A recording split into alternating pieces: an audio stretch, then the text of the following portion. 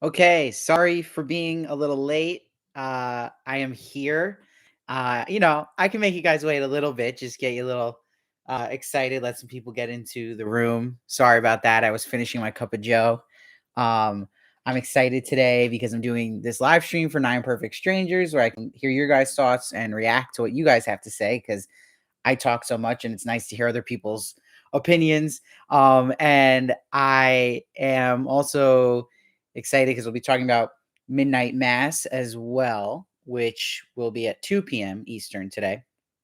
But I already see some people are in the comments here in the chat.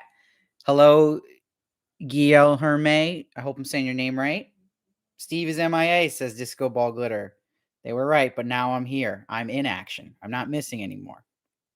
So they say, can I flush him out with a bit of comedy, revealing that every time I see Bobby Cannavale, I think of him as the funky spunk guy from SATC. I don't know the reference, uh, unfortunately. Why does the title of the stream say episode 2? Didn't Steve finishing review Nine Perfect Strangers? Episode 2 of this series, Let's Talk Live. So it's a series on my channel to, show people that to not get confused, basically. I did one on Fear Street. Now I'm episode 2 of that series where it's live and I'm talking to you guys is on Nine Perfect Strangers. Episode 3 is gonna be at Midnight Mass. So I'm talking about the whole sorry about the mispronunciation, GP. We'll go with that. But yeah, so this is just talking about Nine Perfect Strangers. So this is episode 2 of this, trying to get, the hang of this and do more of these because every time I review something, I'd like to then at the end of it all talk about all of it with you and have you guys again have a chance to say because I read all your comments, but we can do it in live time so you can get my live reaction and I'll read whatever you guys have to say or think about the season as a whole. So we can jump right into it. So with Nine Perfect Strangers, you know, I again just giving spoiler warning. If you haven't watched the whole season, leave and come back to this, watch this in a replay or something. But this is all oh, thanks. That's my sister Chrissy. She's starting a channel soon. So you can even pre-subscribe, right, Chrissy, to her channel before she starts posting stuff, if that's the same link. But just keep an eye out for that. What's up, Mock Bell? How you doing? Probably mispronounced that as well. I also have a new background behind me. If you haven't noticed, the Funkos are gone. It's heartbreaking, but it was time for some change here. I always wanted this background that looks like I'm at my senior portrait, but it's really good for my interviews and it's something I always actually dreamed of having behind me that looks a little more professional like this. But I figured because I'm always in these costumes, like for Nine Perfect Strangers, that that being the silly part of it all, having also a silly background might have been too much and kind of balance it out a bit. Um, Mock Bill. Ah, I'm sorry. He goes with Bill. That's what he meant. Bill, how you doing, Billy? Billy boy. Oh, thank you. Yes, I haven't launched it yet. There you go. But it's coming. That's my sister's channel. She's going to be doing everything, cosplays, reviews, you name it. It's going to be exciting. And thank you, Chrissy, for liking the background. So let's go into Nine Perfect Strangers. Again, last spoiler warning. Make sure you finish the whole season before we jump into this debate. So I, have given all my thoughts in my reviews, but I'm going to look back at what I was thinking per each episode and then kind of explain more why I gave the final season score an 8.1 and things that I noticed you guys are saying too. And like, again, ask me any questions or any thoughts you want to share about it in the chat here. But, if I'm looking at my score for episode 1, I had it at an 8.9 and I had thought that this was great because you introduced all these characters that were interesting and you had all these good actors, but it actually set up for disappointment for later in the season because, when you develop characters that you start getting interest in, which this show did, which was the right thing to do with having not paper thin characters, have your interest though in characters like Delilah and Yao, and then have the interest in Jessica and Ben. And they really, if you don't forget, they really gave Jessica and Ben a lot of screen time in the beginning, and they really set up like this whole thing. I saw a commenter mention that, we never really got explained why Jessica wasn't first dosed with what everyone else is getting dosed. They kind of ditched that. And remember, she was like the first one to have a one-on-one with Masha. So they didn't really like give her that attention anymore after that. Like they gave Jessica Molly and that was it. Like that was the end of her story. And they did this. Why I brought up Yao and Delilah is because you were interested at first because they had this love triangle going and there was this mystery going on about Yao and they kind of pinned Delilah as someone who's going to be a big part of the end. But all Delilah was a character to drive a bus or truck or whatever it was she was driving, just some van. I don't know why I thought it was a bus, but let's go with the bus. Those last episodes gave her nothing to do. She was just there to serve the plot, to be the person who would go get the cops, which was really disappointing for her character because of what they set her up with. So I think why people might have felt this series as a whole is a disappointment is because you got that interest early on with certain characters and boom, you didn't really get your kind of wrap on them or payoff. And it's really frustrating when it's a limited series like this and only a couple episodes because you're like, they had time to do it. I mean, some of the characters, the balance they gave of screen time was off. And there was also that problem too where, I think Francis and Tony's storyline was so interesting in the beginning and in the middle, and I almost felt wrapped by like episode 5. So they kept going back to them though. So this would have been the perfect opportunity to delve more into these side characters that we kind of dropped out on because at the end of the day, this story was the Marconi story and this is a story of you know, Francis and Tony mostly and Masha. Those were like the 3 tiers, but everything else kind of got left to the side. So as I rant and rave about this, that was obviously a big consideration why I gave it 8.1 and not higher because it did have that ceiling where it could have been a show. This cast, we got David E. Kelly behind it who did Big Little Lies, The Undoing, so you knew there was potential, but it's average and it's forgettable, like I said. Okay, let's see what GP said. The season started okay, but after episode 4, nothing happened. Wasted potential, lacking character development. Yeah, I'm with you on that. I mean, I wouldn't say nothing happened after episode 4, but it wasn't memorable. Like I'm doing this stream, after 2 weeks after the finale aired, and I'm trying hard to remember a lot of stuff right now. That's how unmemorable it is, So you make a great point. And I think if I'm looking back at my score, so episode 1, I gave an 8.9. So I was hooked from the first episode. You had the mystery there, the intrigue. Episode 2, I dropped the score to 7.4. So it started to really stretch out the story, and that was worrisome. It always is worrisome in a limited series with such little episodes that you're stretching in episode 2. That's a red flag right there. I have not read any book spoilers, Disco Ball Glitter, but you know what? I'm going to open the floor for that here. So if you don't want to hear book spoilers, leave. I love to hear some in the chat because, you can't spoil the show anymore. So if you really want to read the book, I'm sorry, don't stay here then. But I'm ready to hear book spoilers. I'm not planning on reading the book.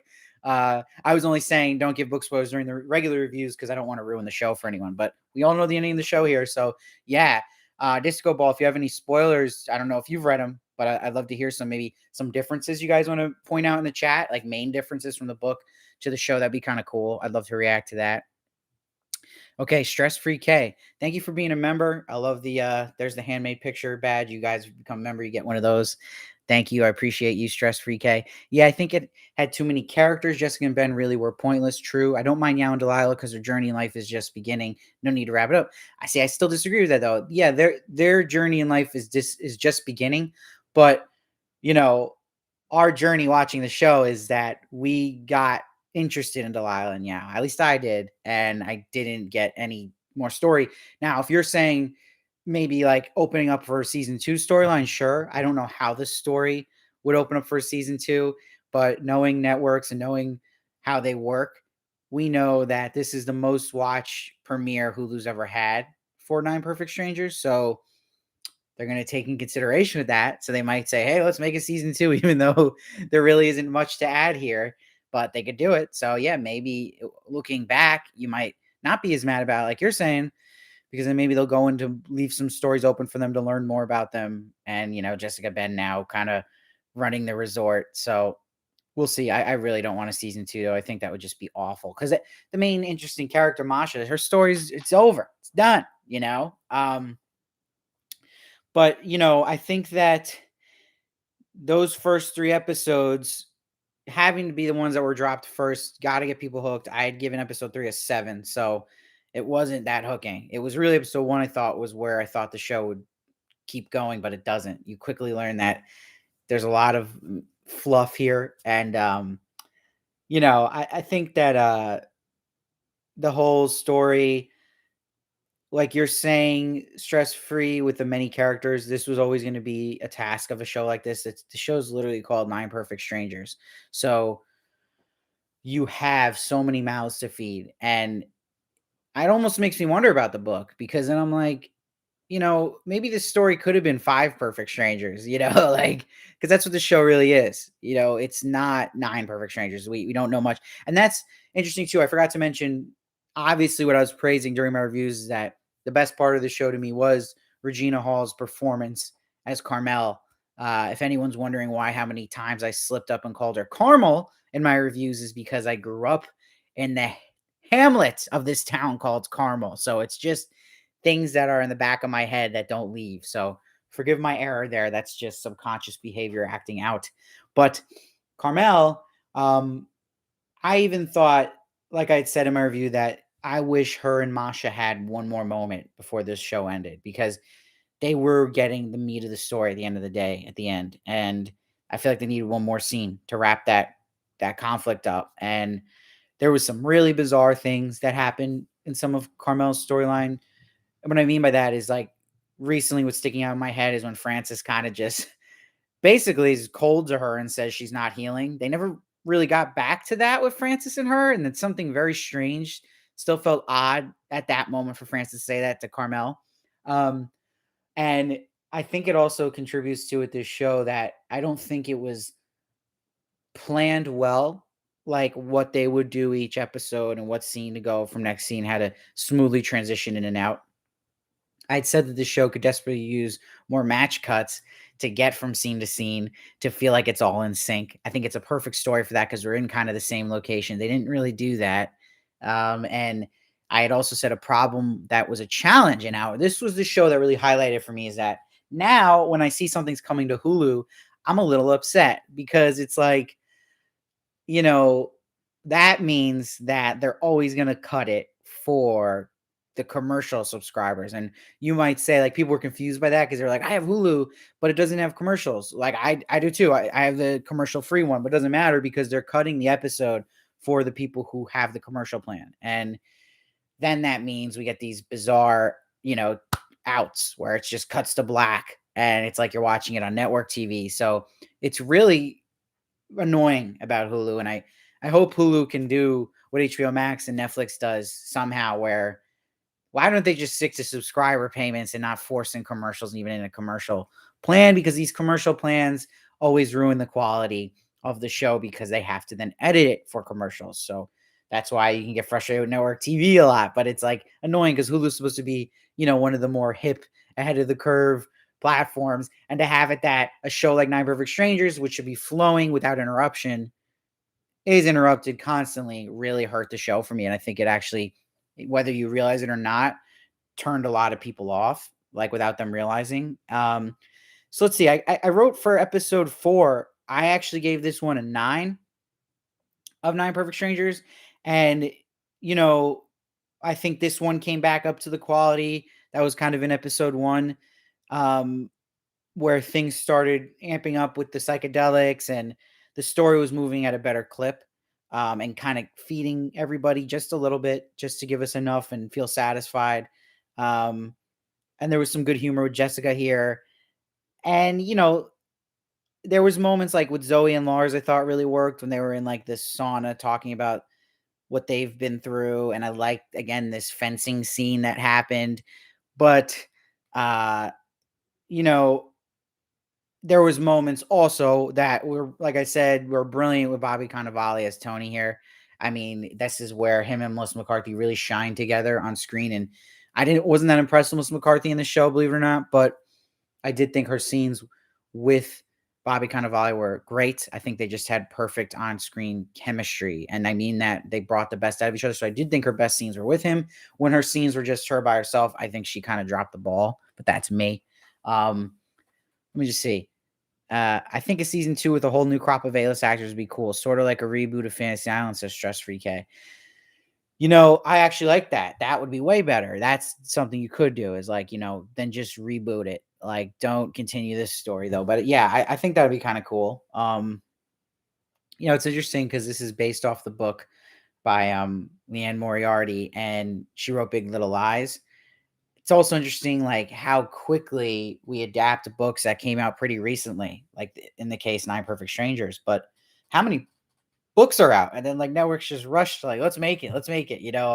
Oh, this show is a hit by this author. Let's do their next book, and then you kind of see the amount of books coming out. Even the books don't have great reviews, so that's always worrisome too. Because Nine Perfect Strangers wasn't this book that was like praised. You know what I mean? So that was a little bit of a red flag going in, like, because then you're if the source material is not great, how high is the ceiling then? Um, Episode 5, I gave an 8.8. It was a very slow episode, but it was really solid on the character work. And I think that's where people got really sucked into these characters. And that's where stuff got, a little off track from there on, and not feeling like totally sticking the landing. But what I had said positive about the finale of Nine Perfect Strangers is that it was a surprise that it was like a positive ending. And I saw commenters say that and that they liked it. And I kind of agreed because it's a little refreshing at this point because most shows end on like tragedy, and it was like, okay, this is interesting. They're going with this, but I think it fit the show well. And but I will agree it's a disappointment for me in the show as a whole that it didn't go with more of the thriller mystery or like craziness. I think that's what people sign up for when they see like Nicole Kidman now in a TV show, limited series. You got David E. Kelly behind it. It was really lacking in that. And I had said in one of my earlier reviews that Jonathan Levine being the director here of every episode, known for doing 50-50, really good movie with Joseph Gordon-Levitt and Seth Rogen, but it's very like heartfelt film. It deals with like personal trauma and drama a lot. And he really leaned in that with his directing. But what I will say, what was good about his directing, and I give him props for, was how good he did all the scenes with everybody drugged out and that feeling and the vibe. I thought was really impressive. So that was also a joy to watch with that cinematography for that. But I think the story part, again, let's talk about red flags here. You could even see in the second trailer they released for the show, it was a little like, oh, like the first trailer was all like mystery and thriller. And the second one was like, okay, this is more like clips showing people having heart to hearts and you're going to get through this. So you knew there was that possibility. And at the end of the day, it leaned on that, which annoys me, my personal bias, because I want more thriller and that's what I'm signing up for. But I still think it did a good job of it. But yeah, let's see. Disco Ball Glitter. Each chapter was an in-depth examination of each character. There were cameras in every single area of the resort to spy on everyone, and they were locked in that room for a much longer period of time. Yes. Um, Thank you. Yeah, I think I'm trying to just get what you're saying here. Each chapter was an yeah, that's another thing too people were mentioning. That did feel a little like the locked in the room part. Oh, you're talking about the book. Okay, here we go. I got you, Disco Ball. You know, I was waiting for that. Okay, so each chapter was an in-depth examination of each character. Okay, so you see, seeing that, I think that would have been cooler to do also in the show. How cool would that have been if it was like, oh, every episode we get, how crazy would a Carmel episode be? I'd sign up for that. I think that always works. I'm a big fan of that. I'm not against backstories either or flashbacks. Flashbacks like Lost and stuff. Like I actually do like that, and I think that'd be kind of cool here. There were cameras in every single area of the resort to spy on everyone in the book. Interesting. They didn't really tap too much into that in the show, and they were locked in that room for a much longer period of time. And Disco Ball, did that end the book too? Was that like the last kind of end there with the locked in the room thing? And how did they paint Masha in the book? I'd love to know that as well. But that, just from what Disco Ball is saying there, I think it's surprising that they didn't go with the angle for the show that we would just, go each episode on one character. So it's fascinating. And what's fascinating about this show is I was looking at the IMDb score. So I'm always, me, I love the IMDb audience scores because I think it's the most accurate. That goes over critics, Rotten Tomatoes, that goes over everything. Metascore to me, I think the most accurate. It's always that audience score. I'm a man of the people. I think they usually got a good consensus on shows and movies, and it's usually matches up. When I see an IMDb score for something, I'm like, okay. Now, the IMDb score for Nine Perfect Strangers is very low. It's a lot lower than I last checked. It's 7.1, which is super disappointing for a Nicole Kidman starred project with David E. Kelly. That's not good. Um, but I think part of that, me giving the season 8.1, I have it a point higher. I do think that might be people who only saw the first three and dipped out. That's the tough thing. And that flat feeling and expectations, right? Expectations that this would be more of like a thriller twist, but it had great moments. Like, again, you can't discredit some of the great parts. I think it did stick with a lot of people, especially the stuff with the Marconis and of course Michael Shannon. So good. And he had that great monologue. I think it was episode 3. Yeah, it was the end of episode 3 about the suicide with his son. And I thought that was really well done. And I thought all the stuff with the Marconis was really well done. And it was good because you got to see some actresses you didn't know as well, like Grace Van Patten, Asher Keedy here, who played Heather, all really just kicking into high gear, and it was really good. But, as I'm saying about scores, I mean, 7.1, that's a big drop off. That's on 24,000 ratings. So, I don't think it's one of those shows it didn't really get that hype, like it had hype before, but wasn't like word of mouth. And that's what's so fascinating about shows right now is there's so much stuff out. Like, I didn't even realize Morning Show season 2 is out. Raise your hand if you did, because I had no idea it's been going on. And there's so many shows on all these networks, and it's like really competitive now because it's competitive for the networks because you're like, okay, it has to stand out. It has to have word of mouth. Perfect example, Squid Game. Now everyone's watching Squid Game because it had such good praise from people, and that's word of mouth, right?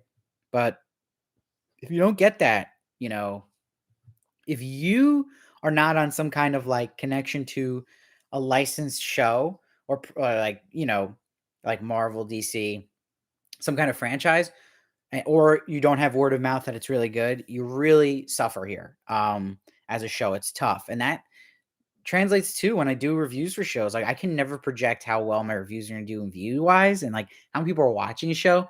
So even like I get confused even with like Nine Perfect Strangers, where max I got was like 7,000 views for me, which I thought was a little even disappointing because I know with Undoing, which is that similar ballpark, that I eventually got to 16,000 views. So then I wonder, like, are people not into this? Like, how does that not translate? Same creator, same actress. I don't know if it's because it's on Hulu compared to HBO.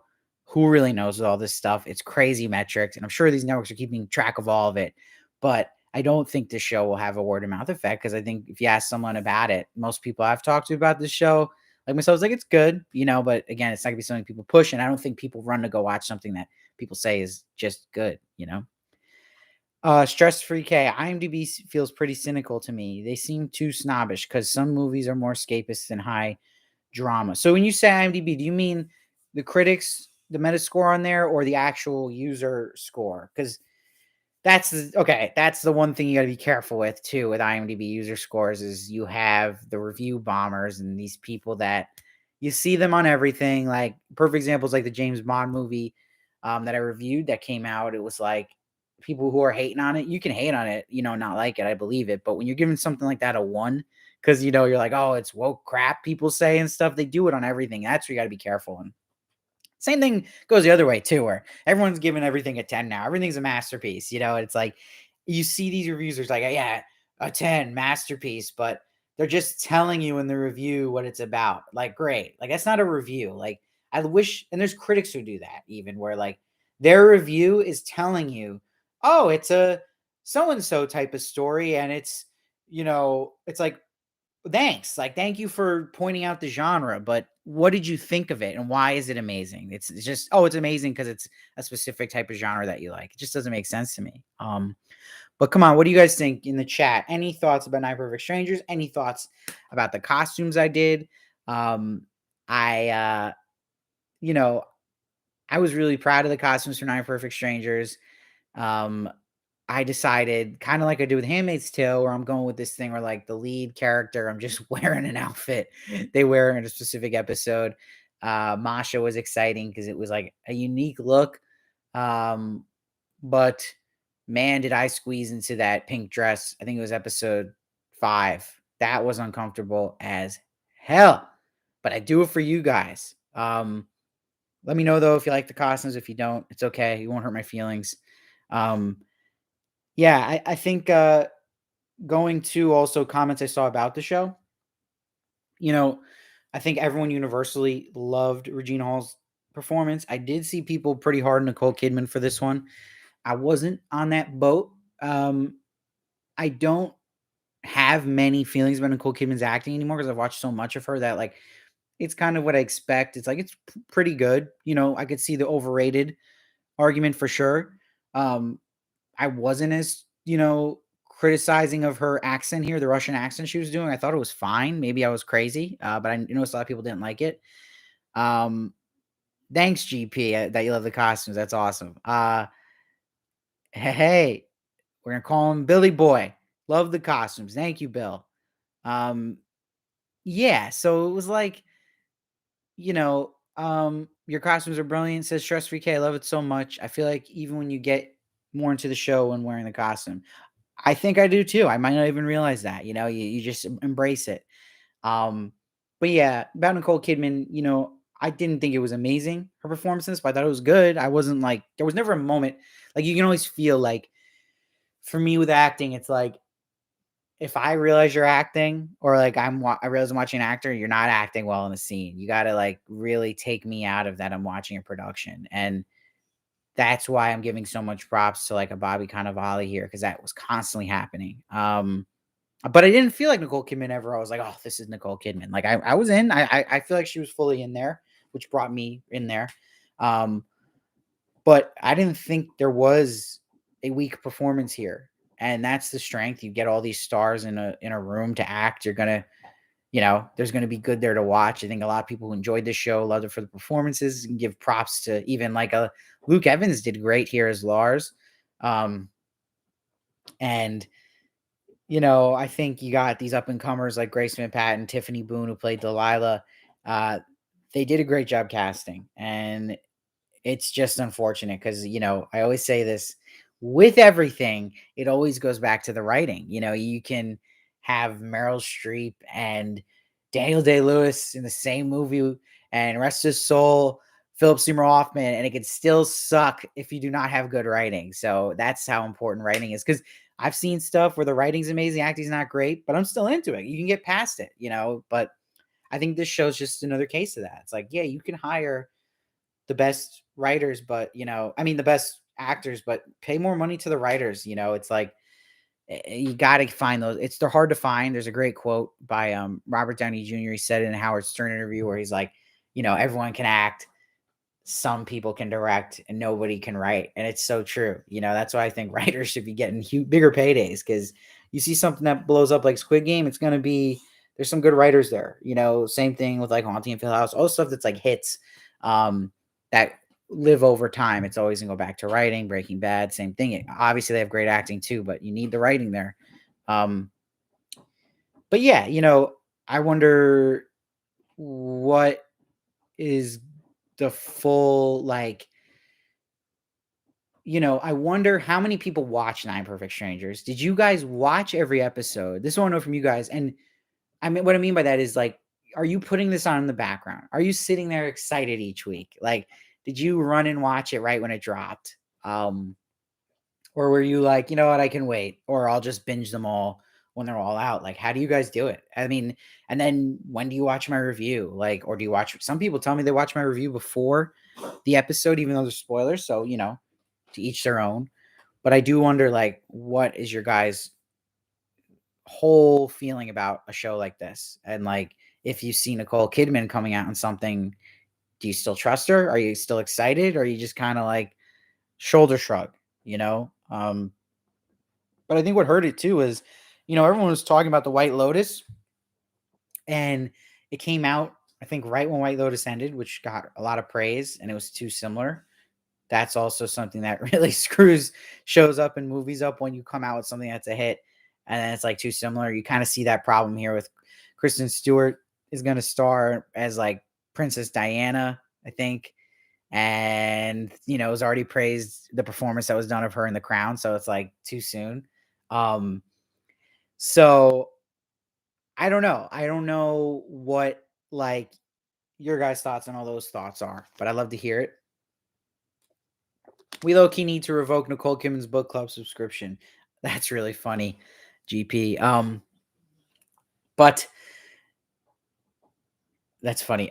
No, I just I don't know. I think that everyone has evolved as viewers, because we're watching so much stuff. And then I started doing a thing where like I'll do like stuff around the house. I never put stuff on the background, but I've been doing it and I kind of get it now. But it's weird because then when I do that, I kind of like stuff more. So maybe it's bad I'm doing that, because it's like, am I just giving this more passes because I'm not fully paying attention to something? Not stuff I review, obviously, but I get why people throw stuff on the background now, or background watch because there's so much stuff. But um yeah, I mean, look, I thought there was, some sick moments I wish we got more of in the show. Like, perfect example was when uh Jessica looked in the mirror and her like nose was falling off. That was crazy, and that's where you feel a waste where Samara Weaving is a great actress and also a great personality, so you can kind of play with that, improvise with that. Um, but they didn't, and then like I said that like a problem I had with Melissa McCarthy here was that I'm not fully convinced yet about her as a dramatic actor. Like I think she's a great comedic actress, but I'm not there yet. I'm not there yet. Like some of the scenes, like when she's thinking about her ex and stuff, like I'm not totally sold yet. But I wonder what you guys think on that as well. Okay, so Stress VK says I didn't have Handmaid's Tale level excitement, but I watched them weekly so I could get the bonus value of your review. The Circle was that way for me too. Yeah, wonder I gotta check out The Circle. Thank you. I appreciate that too about the bonus value of your review. Um, but yeah, did you guys like that the show was week to week as well? Leave that in the chat or in comments. But I think that a show like this, it still gives props to because it makes you think. You get to at least the characters you did get the time with. You did get a good rap on them, like Masha, the Marconis, Tony, and Francis, and you got to know more and see a great performance. So that's where I think people can get too hard on the show. Is like it wasn't all bad, and it was disappointing, but still decent. I could have been worse. I mean, anything can be worse, right? And I mean, we've seen stuff that is garbage, and you knew this wasn't going to be garbage because, again, of the talent involved with it. But it's interesting too because we're watching stuff now that was filmed during COVID.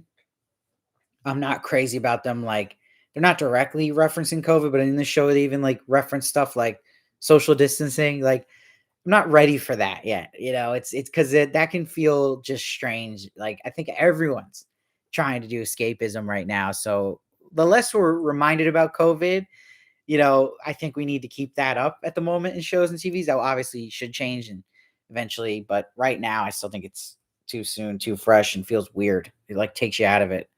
Um, but I also really like the scene too. I'm thinking back, scenes that really stuck out to me was the way they shot when Francis's like face fell in her breakfast and like you thought maybe she was really something was happening, but she was actually hallucinating it all. I thought that was really well done.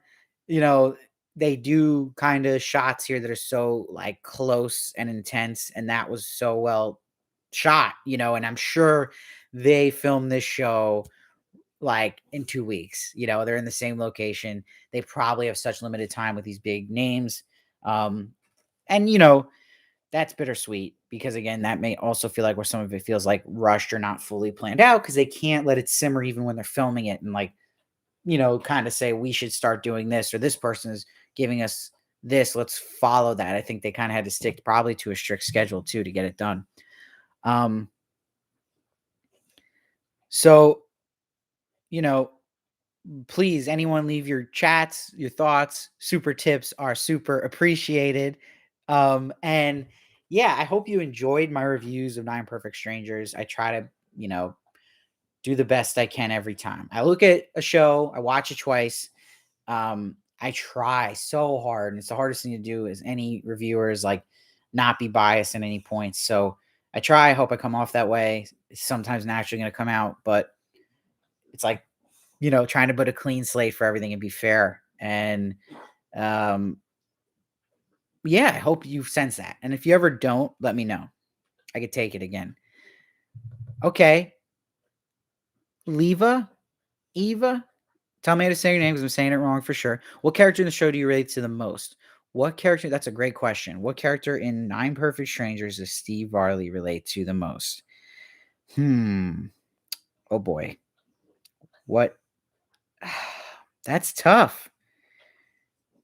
You know, uh, oof.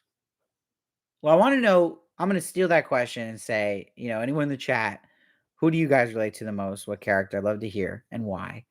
But I'm going to go with, oh, I think I would say it's going to sound like random, but maybe Delilah. I got, a little bit of a jealous streak. I'm protective. Um, I would say a leader. I felt like basically I felt like watching the show. A lot of my mindsets were stuff that Delilah was saying. So maybe that's also why I was so annoyed that Delilah the last 2 episodes was just driving a freaking car around. But yeah, that's my answer. I hope that was a good answer for you. What also is the show that you guys watch Nine Perfect Strangers if you're here? What shows are you looking forward to now that's kind of in that same ballpark for you? Or just in general, what shows are you excited for? Sean Garant. Hello, Sean. Show was not bad. Dragged in the middle, but the end was cool. I like it. I totally agree. I totally agree. Yeah, I think you nailed it, Sean. God bless. But yeah, I appreciate it, all you here today. I hope you guys are having a wonderful Wednesday. I took off my day job to do this and my other live stream that's coming up at 2 for Midnight Mass. So I'm happy to be with you guys. I agree, Sean. The Undoing was definitely better. But I will say in the Nicole Kidman, David E. Kelly family that this and The Undoing were better than Big Little Lies season 2 because that to me was not good. If you guys have seen Big Little Lies season 2, I suggest just watching season 1. Stress Free K. I totally felt for Napoleon. His ups and downs were fantastic. Yeah, that was a great character, great performance by Michael Shannon for sure. It's so tough too because then I was like, oh, I tried getting interviews for the show because I always like interviewing someone who's on a show I'm covering to kind of delve into their character. I wasn't able to get the bigger names. I didn't really go for the minor characters here because, again, I wasn't sure how much traction the show was even getting. And that could be tough for me because, again, it's work, and I have to pick and choose in my interviews. I only have so much time to do certain interviews with reviews. And it's like, I have to weigh what's the payoff here, what's the reward. Because sometimes, especially with stuff with older crowds, you don't get as much traction on the interviews. The White Lotus. Sir John, am I saying that right? The White Lotus and this had kind of the same vibe, but I thought White Lotus was better. That's a lot of people are saying. I watched the first episode of The White Lotus and I freaking hated it, but I heard it was great, so I can't really judge it. I didn't watch the whole thing. So maybe that helped me not be as hard on Nine Perfect Strangers. They did leave it open at the end for season 2, says Sean. They did, and I hope they don't. But I think just as much as you could say they did, they kind of didn't either. Because again, they really did wrap so many characters. But of course, they're going to leave, a little open. Because like I said, with the network, it was the highest streamed premiere Hulu ever had, even beat out Handmaid's Tale. So, that probably means season 2. But yeah, I think it was cool. I don't know if you saw on my Instagram, you follow that at Steve Varley Show. I posted the costume of me as Nicole Kidman. Nicole Kidman actually commented, which was really cool. So props to Nicole Kidman. But again, when anything cool like that happens for me with celebrities or going to interview them, I'm not taking that into account in my reviews. I'm always going to say what I mean. Trust me, trust me, trust me. It's not like, oh yeah, that happened, so Steve's going to be easy on Nicole Kidman. No, These people are pros. You know, we're paying their salaries here. We got to be honest. So I try to separate that. Separating church and state, and that makes no sense with what I just said, but that's what we're going with. Stress-free K, I hate the ending of The White Lotus, so be forewarned, Steve. So, you know what? If you hate the end of The White Lotus, I'm not watching because I hate the beginning, and I only saw like an episode and a half. Little pretentious for my taste. Okay, so what else? Before I go, not going yet. So we've hit 40 minutes on this. I'm just trying to think of other stuff I want to say about Nine Perfect Strangers. And I want to hear anything you guys have to say. Please ask me any questions. Doesn't have to be about Nine Perfect Strangers. Do you like this background? Do you miss the Funko Pops? Do you miss me in a wig? Anything. Sir John, them doing season 2 for this, I feel like the result will be something like Big Little Lies season 2 because they started as a limited series. I'm with you. I don't think they should because we saw what happened with Big Little Lies. We don't want to do that again. But yeah, what is your day job? Says Leva. My day job is I actually work for SiriusXM Radio, and I work in the comedy department.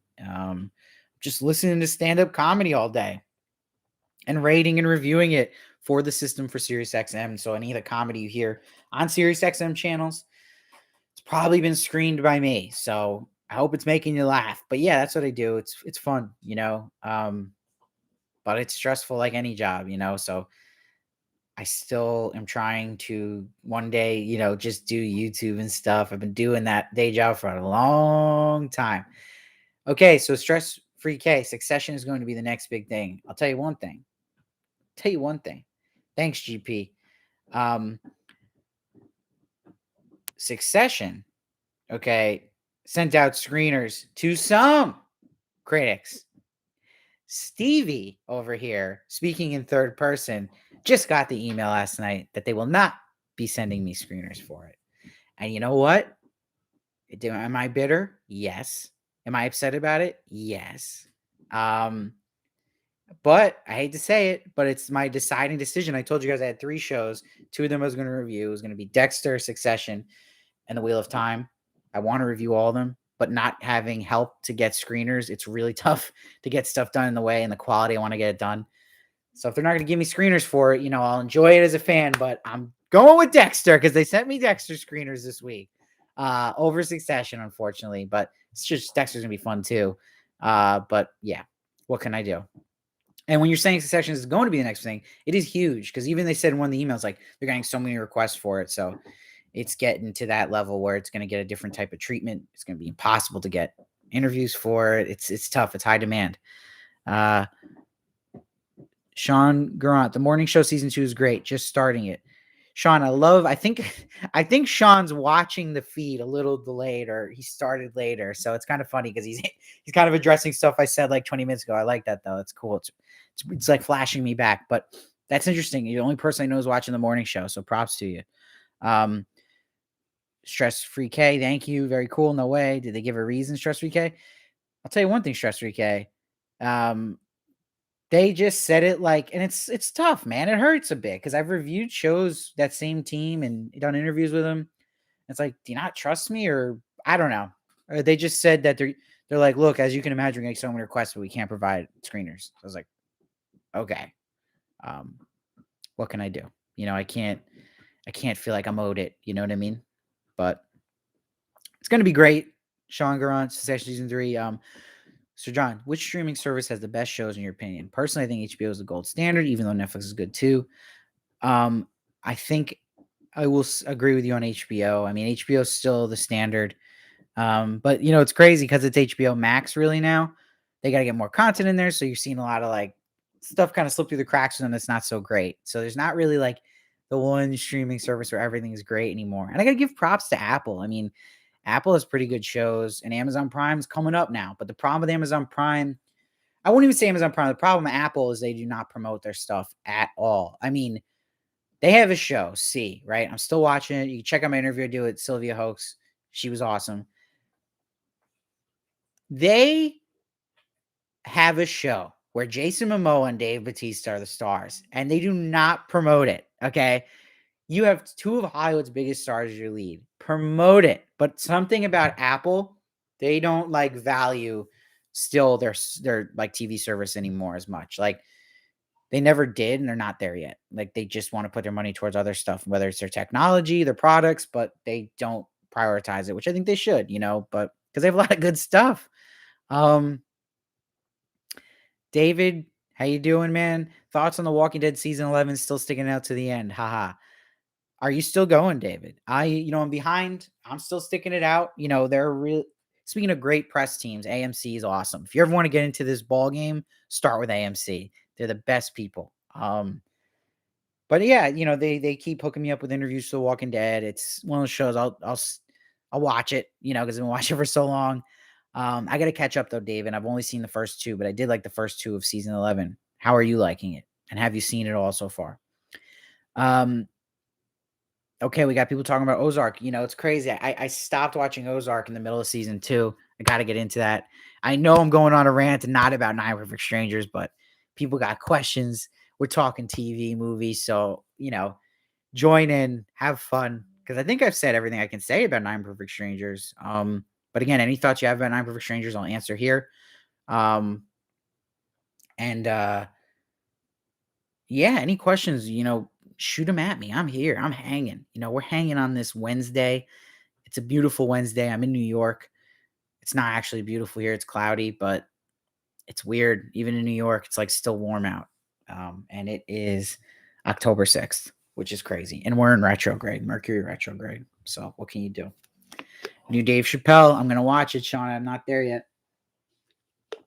But that's on Netflix. Now my dog's going to bark. But yes, that's my dog Daisy, and she's got something to say. She always does this when I'm doing a live stream. Always. Okay, well, you know what? I am done here, but that's not the end of me today, okay? Because we have Midnight Mass, big stream, 2 p.m., about 2 hours from now, and we'll be talking about it. I know a lot of people have thoughts on that, and I'll give you my extra thoughts, and we can debate because it's a very divisive show. So I hope you join me for that, and then at the end, probably we'll do like we did here. We'll just talk about whatever. But thank you so much for joining. Shout out to everyone here: Stress VK, Sean, Shiraj, David. Trying to get all you guys, get you some shout outs. GP, my sister Chrissy Varley, check out her channel. It's coming soon. Leva, Disco Ball Glitter, Billy Boy, Bill. Thank you guys. And yeah, I'll see you guys at Midnight Mass. I agree. Shazam Apple TV is amazing too. They got a lot of good shows for sure, and they don't promote anything. You're so right. All right, guys. Thank you so much for joining me. Thank you for joining me on the Nine Perfect Strangers reviews. Appreciate every one of you. And I'll see you guys soon.